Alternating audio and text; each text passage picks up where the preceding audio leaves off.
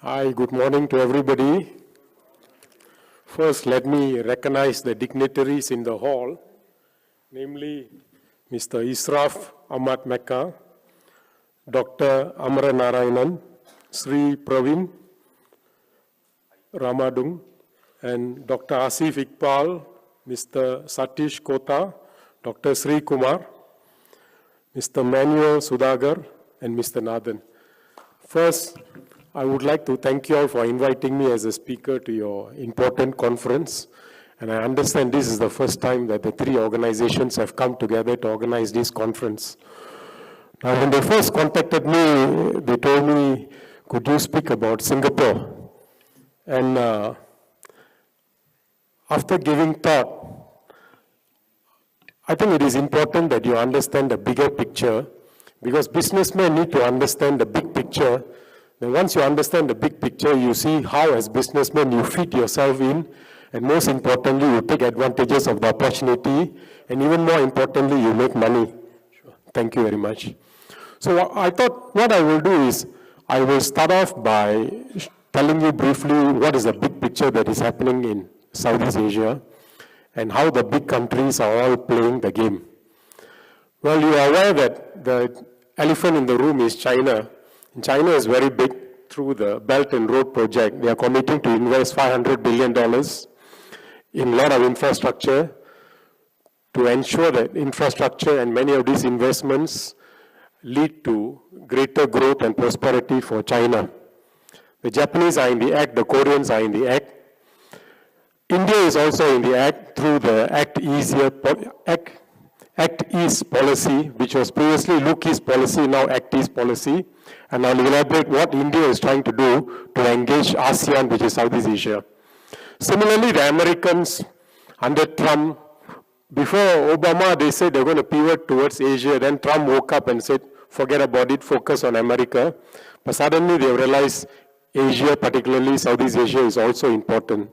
So now he has started this thing called Asia Reassurance Initiative. Last year, the amount they committed was very small, but this year they have agreed to commit $1.5 billion for the next 5 years until 2023. Now, all these developments provides opportunities for Asia, particularly Southeast Asia, which means everybody sees Southeast Asia and ASEAN region as very important, both from a strategic viewpoint, from an economic viewpoint, and also various other components of strategic reasons that each of these big powers have for Southeast Asia. Now, given this big picture, I wanted to focus on what ASEAN is doing and what India is doing, because Singapore is a subset of ASEAN. So whatever happens in ASEAN impacts Singapore, and whatever happens in Singapore doesn't have impact in ASEAN. So I thought I will briefly take you through the slides that I've prepared, because everybody nowadays feels that if you don't have slides, you're not an engaging speaker. So I've brought some slides with me, and I'll just take you through some of these slides. Now let us look at, do I press up and down or do I go left and right? Okay. Now I just put out a slide here to show you what is the trajectory of India-ASEAN relations. Now, India is a multifaceted engagement with ASEAN. It started off in sometime in 1991, 1992 with the Act East policy, and subsequently now it has become a strategic partner with ASEAN. And engagement is taking place at many levels. Now, in 2017, India celebrated 25 years of relationship with ASEAN. And last year, in January 2018, all the leaders of ASEAN were in India for the Republic Day celebrations. Now, all this signifies importance of the relationship, and their engagement is at a very high level. Now, similarly, last year at the summit in India, in Delhi, they announced the Delhi Declaration, where India committed to undertake various programs with ASEAN. And some of these programs are highlighted here. So they are going to provide training for IT professionals. They are going to celebrate India-ASEAN Year of Tourism. All this provides opportunity for businessmen. And then they're going to provide 1,000 fellowships for integrated PhD programs, setting up a network of universities, and they'll cooperate in humanitarian and disaster relief in India and ASEAN. Now next, I have highlighted here on this slide, what is the current state of engagement in terms of various projects. Now India and ASEAN have got a free trade agreement, and currently the trade that is, the statistics that have been given is that trade between India and ASEAN is at $80 billion. This is at the end of 2018, this is the predicted amount, and I think the numbers are pretty reflective of what's happening on the ground. Now in terms of trade, India's export to ASEAN is 35 billion, and India's import from ASEAN is 45 billion. So as businessmen, I see that you have a big role to ensure that India's export to ASEAN increases. And there's a lot of opportunity in this area.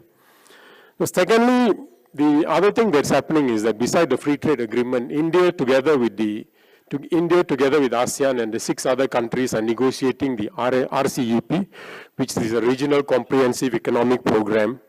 Now this is a very important free trade agreement, but there is hesitancy on the part of India because, as I chat with my friends in Delhi, they indicate that India's feeling is that through many of these bilateral and multilateral free trade agreements, India has not benefited from these free trade agreements. So they feel that in the process of negotiating free trade agreements, it must be a win-win formula, and particularly if the RCEP comes through, China will be a bigger beneficiary and India will be a net loser. So there is negotiation going on.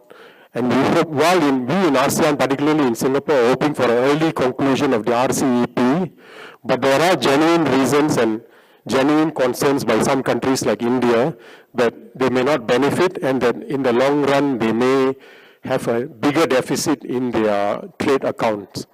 So this is an area of concern, but if it is done, it certainly opens up opportunities for Indian businessmen.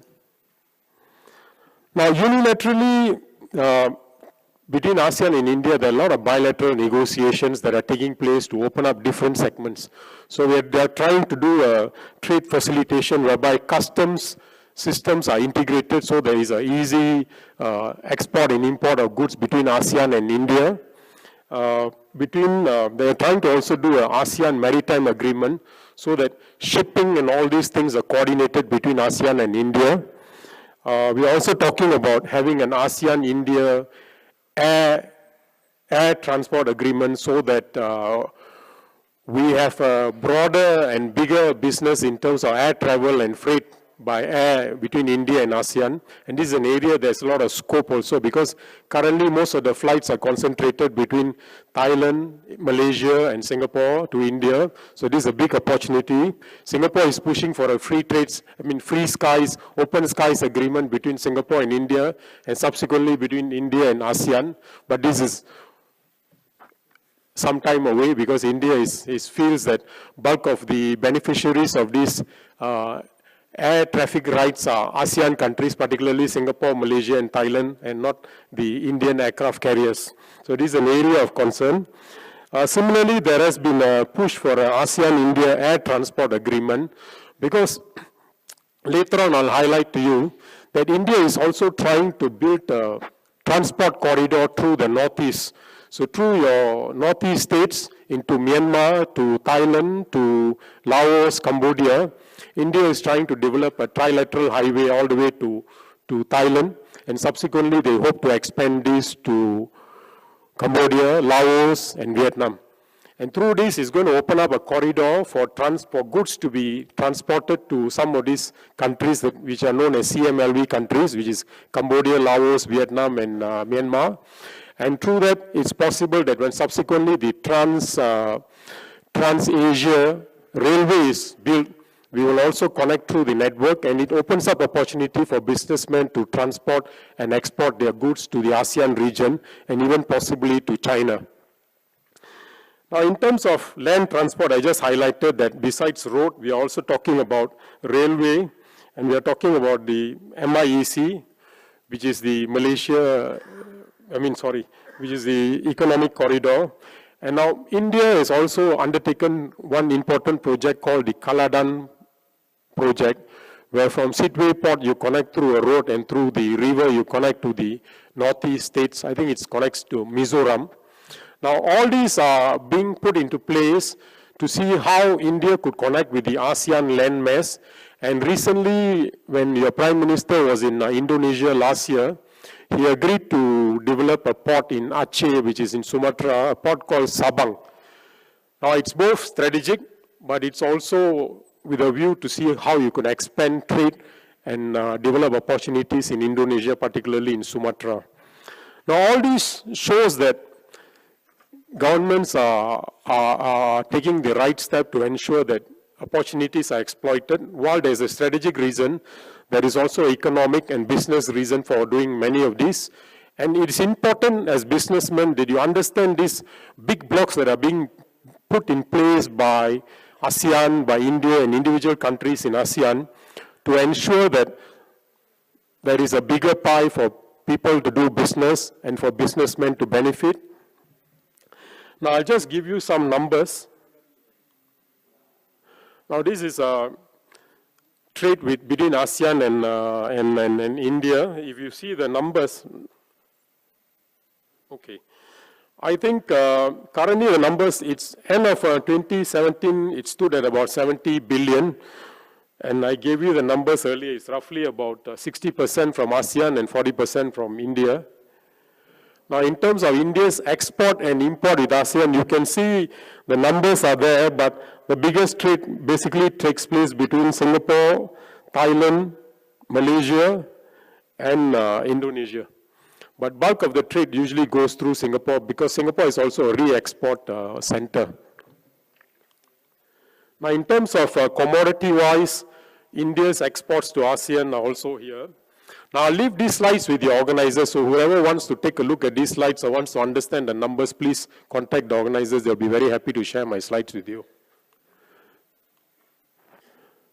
Now, in terms of FDI flows between India and ASEAN, the numbers are all there. Now, once again, if you look at the detail of the FDI flows, you will also see again that bulk of the flows are into these sectors. Now, the other area that I highlighted area is this connectivity, how India is taking effort to connect with ASEAN. And all these things are big blocks being put into place, whether it's road, whether it is sea, or whether it is air connectivity. Now, they're also working in many other sectors, which are also highlighted here, creating centers of excellence so that you develop the manpower resources both in ASEAN and in India. And we're also talking about undertaking various e-network projects, scholarships for ASEAN students, Nalanda University, training of ASEAN civil servants, and training of professionals in capital markets, training of enforcement officers, and various other assistance programs to the less developed ASEAN countries mainly. Now this is the actual Sidway project that is connecting the northeast to Myanmar and to the land block of ASEAN. And then this is the trilateral highway that will connect the northeast to Masot in Thailand. And this plan will subsequently be extended to Cambodia, Laos, and Vietnam. Now in terms of population, something happened to my slide, it got cropped a little bit. I just wanted to make you understand how that ASEAN itself, with a population of about 680 million people, is quite a substantial market, both in terms of population and in terms of economy size. Now, currently, ASEAN's economy is ranked as number 7th globally in the world. If you rank all the big countries, China, US, UK, Japan, ASEAN is ranked as number 7. In terms of population, I think it's number 4. And going to 2025, we are looking at the ASEAN economy being number 6 on the list, global as a size. And in terms of population, we will be number 4 after the big 3 countries. So in terms of opportunity, size, the market is there. Now, the other thing I wanted to highlight is India being an IT hub and a center of excellence for IT. I noticed earlier the presenter spoke about the the export of the services sector from India. Now, ASEAN offers a very big opportunity in the digital economy. It is assessed that in 2025, the internet economy or the digital economy in ASEAN will be worth 200 billion. Now, to ensure that this digital economy in ASEAN grows to a much bigger pie, the ASEAN countries have come together with a master plan whereby they are working very hard to improve digital penetration, making everybody have a handphone, broadband capability, educating the people, training the people, providing the logistics framework, ensuring that e-commerce is promoted, rules and regulations are put in place to promote e-commerce. So many things are being put into place in ASEAN, whereby the hope is that, according to Bain and Company, if ASEAN countries get their act together, instead of $200 billion, we may be looking at a $1 trillion digital economy in ASEAN in 2025. So it's a base figure of about 200 billion to a high figure of 1 trillion of business in ASEAN countries in the digital economy. And all this provides opportunities.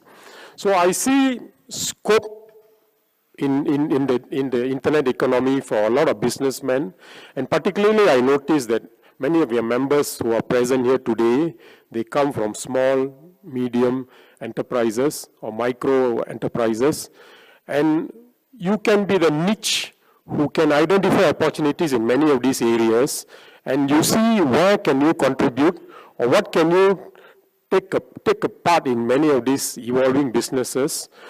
Many of the Indian companies I work with provide a lot of support services and they make a lot of good money. Similarly, there is a lot of opportunity not only in Singapore, you should also try to venture to some of the other smaller countries within ASEAN or less developed countries in ASEAN, because sometimes when you tackle a new market, the opportunity is bigger and you have less competition as compared to a place like Singapore where competition is great. And sometimes margins are also tight because of the competition. So the opportunity is there for you to explore the ASEAN region, particularly in the digital economy area, and you should try to take advantage of this. Now let me just move on to how do you. Okay, these are some of the points I put down on 4G economy, where are the opportunities in the digital, the fourth industrial revolution, where can we work as G2G, B2B, P2P, many of these you may be familiar with. But let me come back to the main topic which I was given to talk about today, which is how can you leverage on Singapore as a gateway. Now coming from Singapore, I'm always very proud to say that everything that you want in a business environment, everything that you look forward in a business environment can be found in Singapore.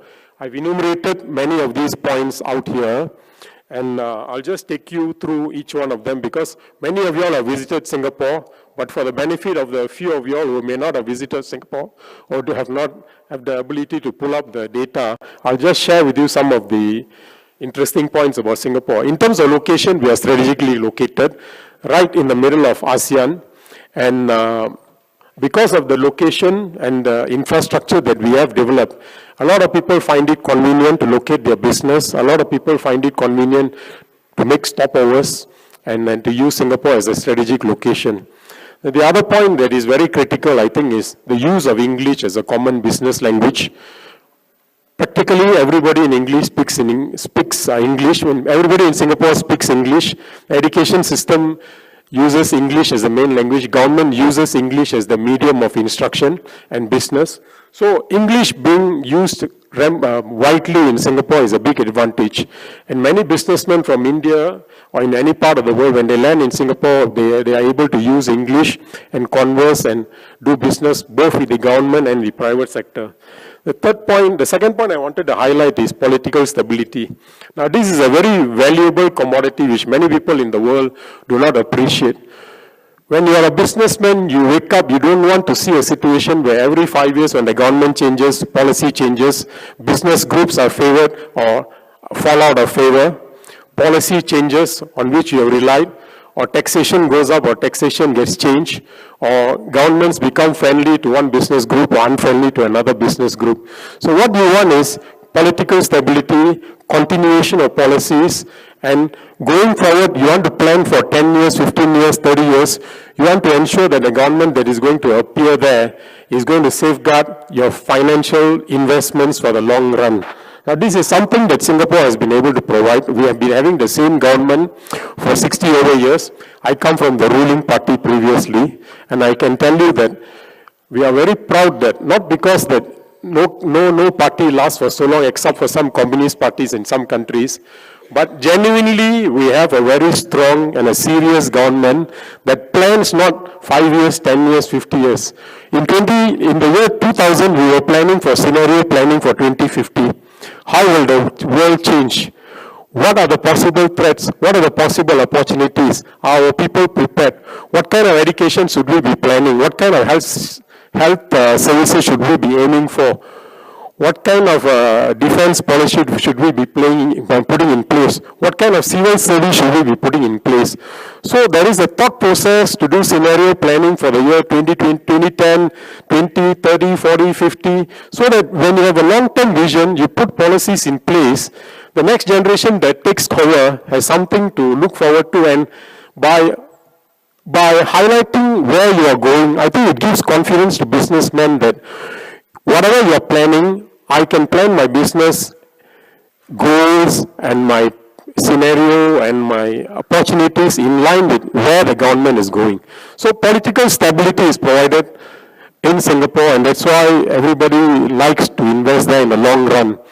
And sometimes we interact with the CEOs of very big corporations, whether they're oil corporations, banks, chemical companies, pharmaceuticals. And many of them come back to us and say that when they look at Singapore, they don't mind putting $1 billion, $2 billion, or $5 billion because they know there will be political stability and their investments will be safe in the long run.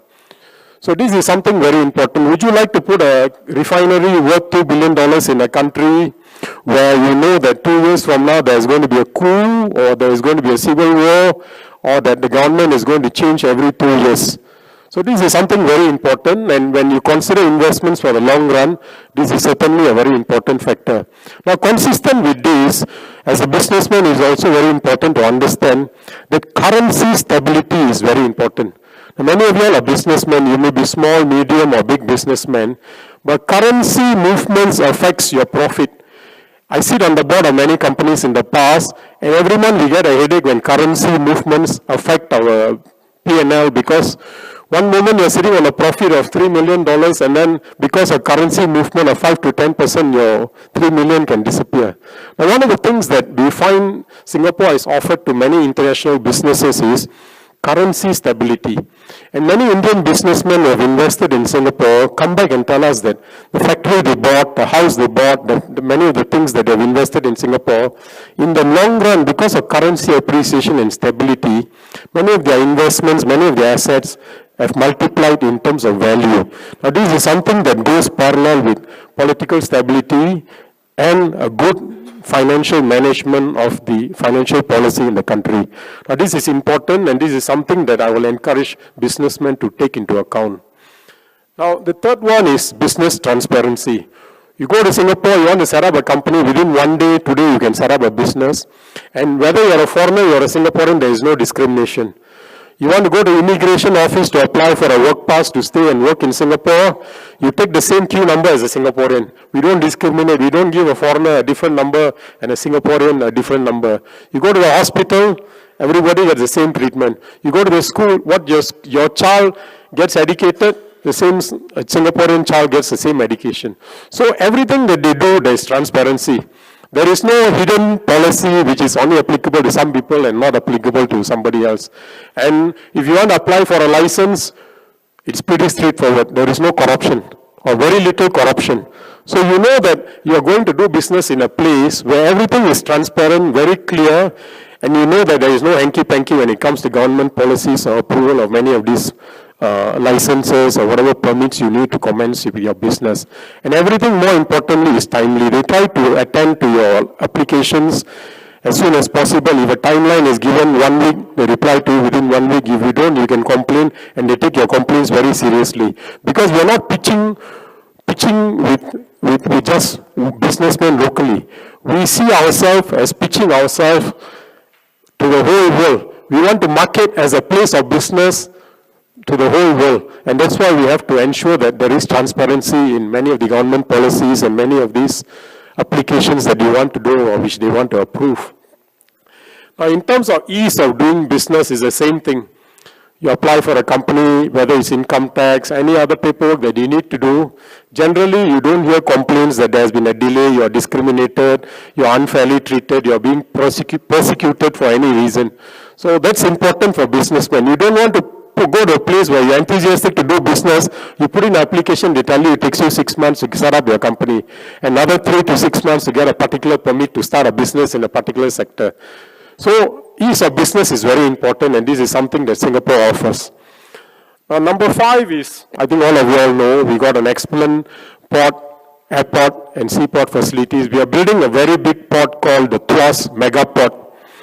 And it is still being put into place. I think it will be only completed in 2030. But when it is completed, we aspire to be the #1 port in the world. And the technology, the equipment, the infrastructure that we are putting into place is really incredible.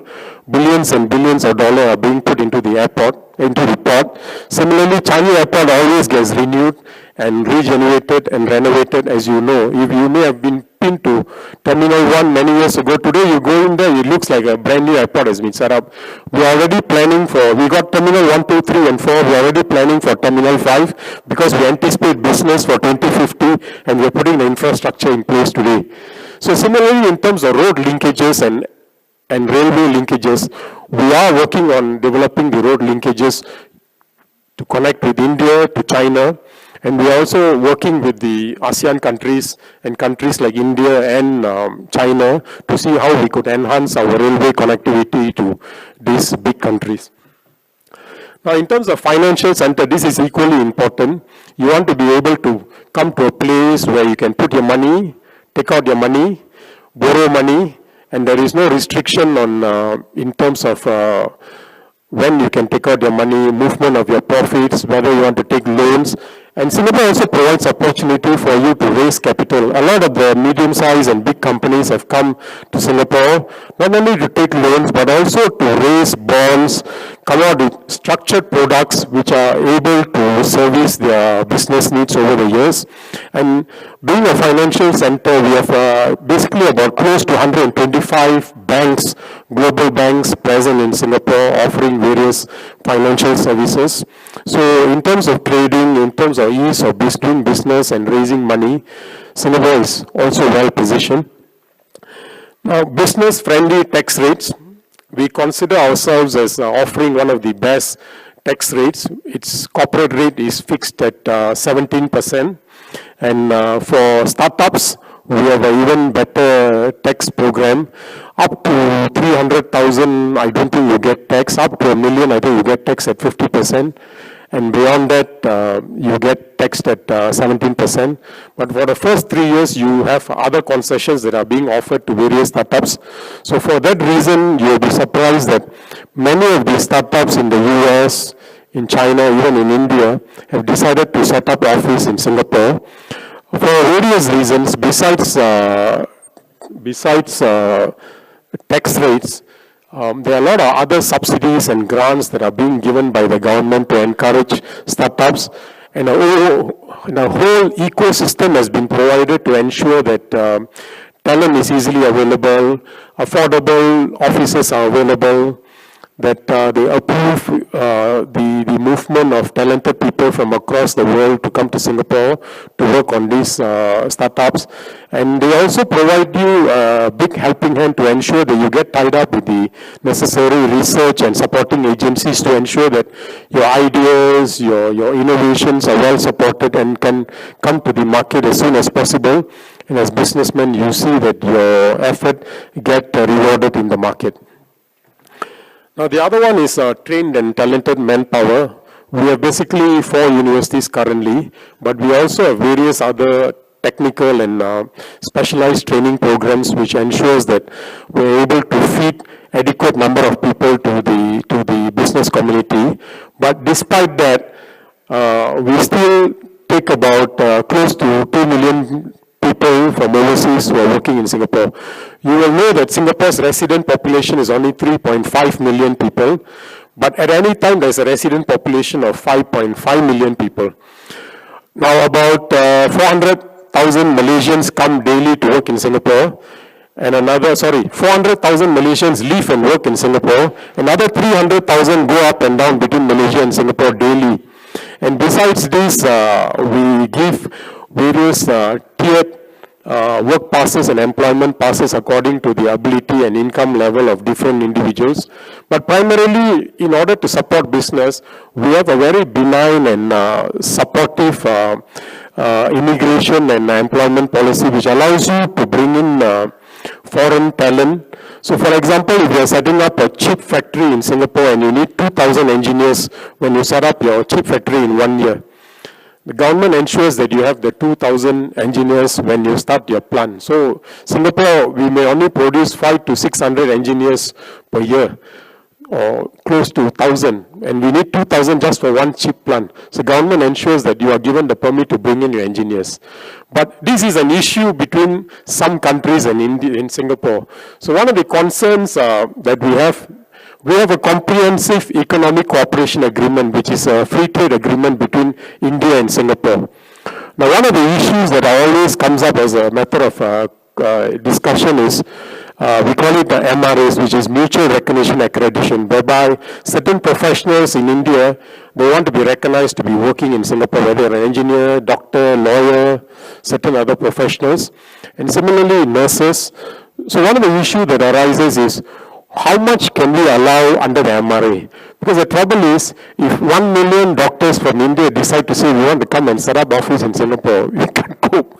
So we have to tailor-make in such a way that we allow a certain number of Indian professionals to come, similarly like any other country.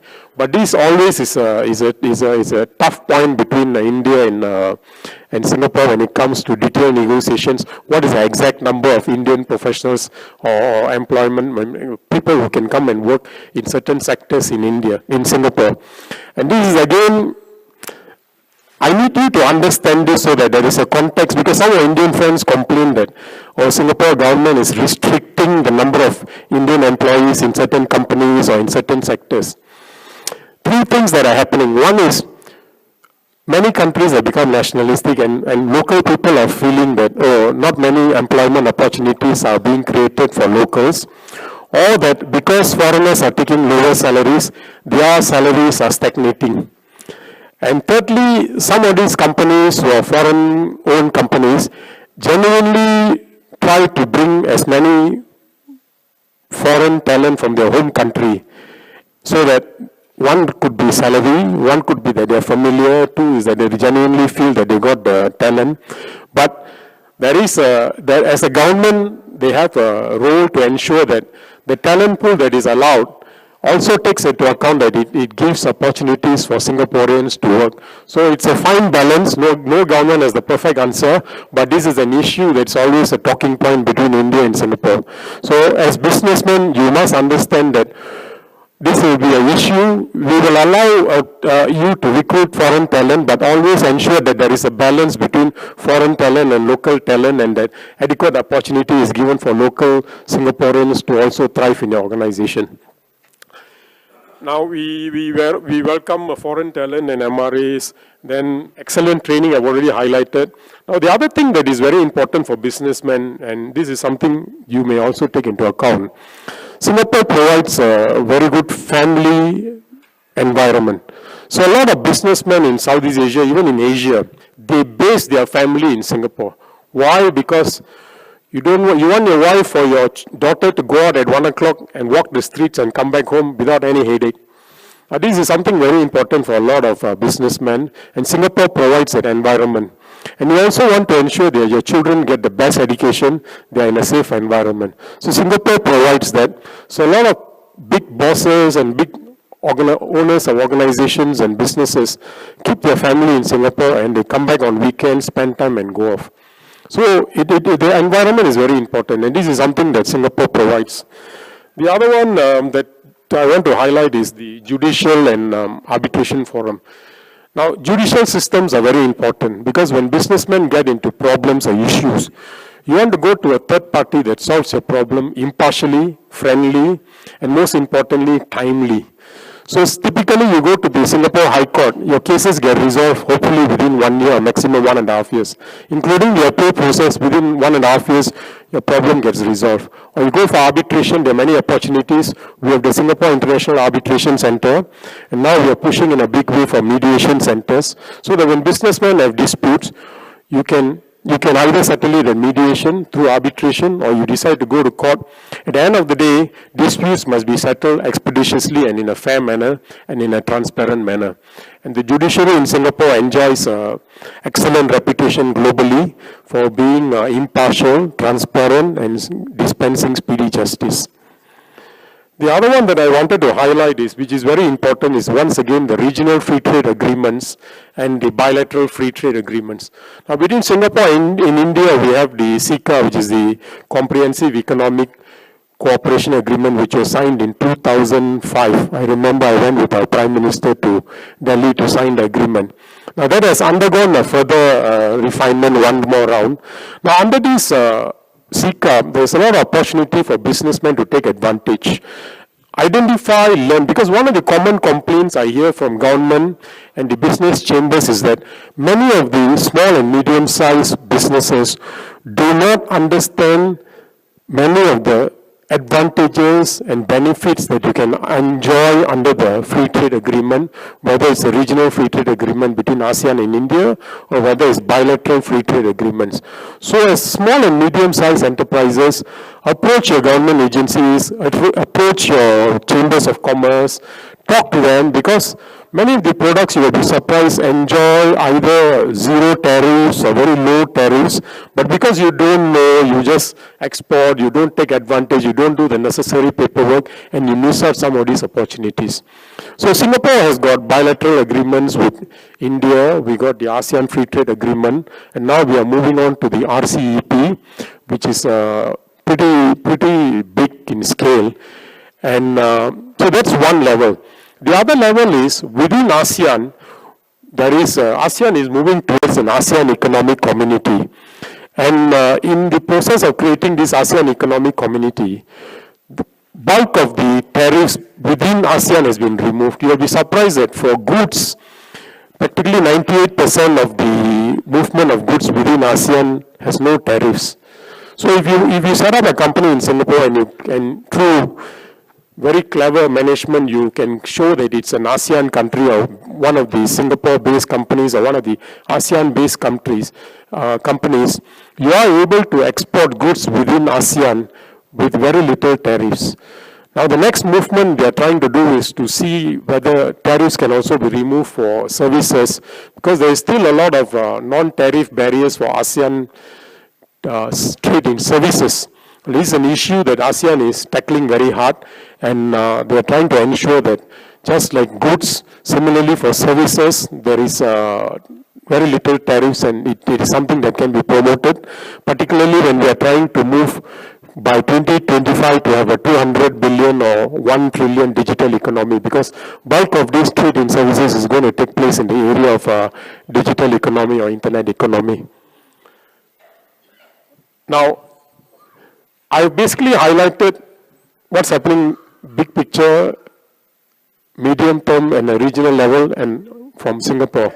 So the advantage for you is pick and choose. Singapore is a gateway to ASEAN, to China, to Japan, Korea, even to the USA, because we have got a free trade agreement with the USA where Singapore in businesses are treated on equal par with American businesses. And you will be surprised, because of this free trade agreement that has been put in place, the total stock of investment from USA to Singapore stands at close to 150 billion US dollars. And similarly, we invest a fair bit in the US. So that gives you a line whereby you can base your business in Singapore, take advantage of the many free trade agreements that Singapore has with many countries, whether it's with the European Union, with the USA, or some of the other big countries like Japan, Korea, China, and see how you can promote your businesses from Singapore. So on that note, let me just, these are all the tax rates, the digital economy.